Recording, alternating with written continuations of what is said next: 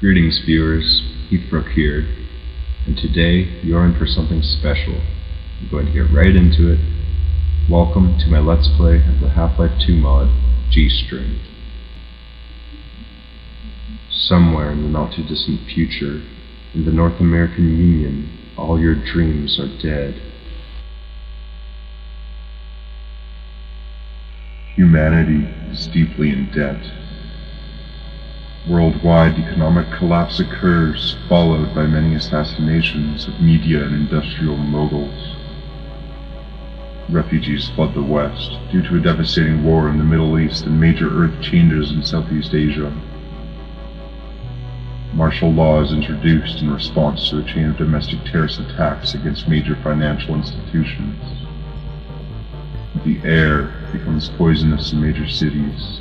The rise of air tycoons, owners of air recycling plants.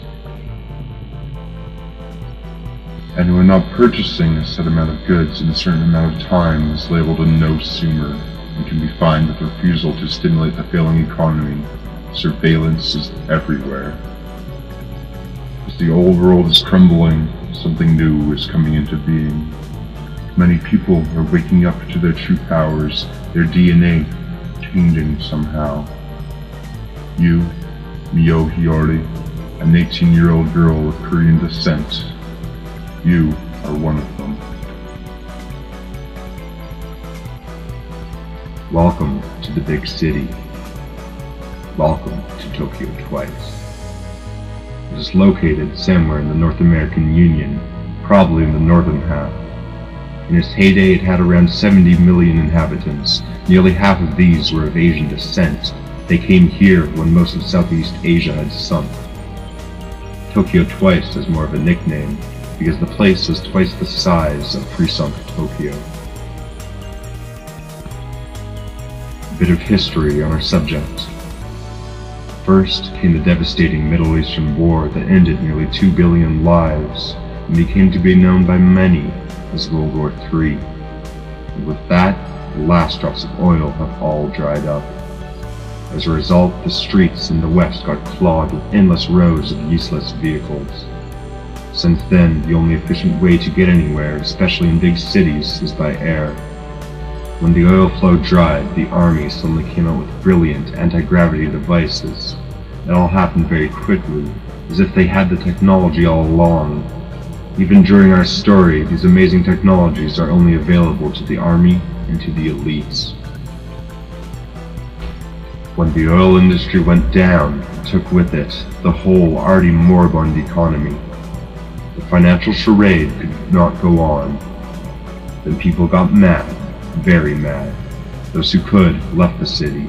Those who felt the calling took up arms and turned on their corporate owners. Martial law followed quickly. Regular people who have lost everything changed into economic terrorists and nosumers. Then the Federal Reserve got bombed and the internet was basically shut off. The only tool average Joe had to speak his voice and organize any kind of resistance was gone. During our story, most of the city is abandoned. The ultra-rich have barricaded themselves in their skyscrapers and pretend nothing is wrong. Down below, on street level, the fight rages on. Tens of thousands of angry people, ready to die, go up against a well-armed, brainwashed army. Then, gradually, the air got bad. Ironically, the air turned foul after the cars had stopped running, maybe because all the forests were gone.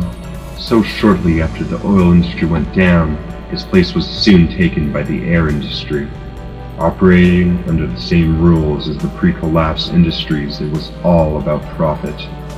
At first it was optional to install AR, air recycling units, but as the environment became more and more toxic, this requirement became mandatory. Of course, many couldn't afford this, and died a premature death, their lungs torched, their bodies ravaged. At first, entire streets were sealed off from the outside world to provide the illusion of a healthy atmosphere. Then, as the monetary system failed, these air-sealed structures were impossible to maintain, so only the inside of buildings could be kept habitable. Posh city blocks and skyscrapers had their own air recyclers. As always, the poor who couldn't afford fresh air installed illegal tubes to tap into the airflow. Keep in mind, this is not set in the very distant future. You are Myo Hyori, an 18-year-old girl of Korean descent. You are somewhat autistic. When you were born, the lights went out in the delivery room. You are one of the multi-stranded mutants whose DNA is changing for some reason. As a result, you can start fires with your mind. Your parents came to the NAU a couple of decades ago when most of Southeast Asia had sunk. About 3 years ago, your fire-starting abilities were detected by Bort's bioengineering, and you were put under surveillance in Observation Deck D1. As it was custom, your family was brought in with you. Your mother died soon afterwards, and now your father is terribly ill. You blame yourself for your family's misery. You curse your power. You never asked for it. Why do you have it? One by one, your gifted neighbors, cellmates, are disappearing. You know one day they will come for you. They will take you, and you will never be heard from again. They will dissect you, shove the boot in your mouth, and erase you from the gene pool. You do not want that to happen, so you bust out and you try to find freedom in a hopelessly corrupt, disintegrating world. You know no matter how bad it is, it will change for the better, and you will play a role in that change. I'll be releasing the videos for this Let's Play as I complete them. I've only finished the first part so far. I will not be doing any commentary for this Let's Play, as I feel that the atmosphere of this game can speak so many more words than I could ever come up with. And now that you have some backstory, sit back and enjoy the first part of G-String.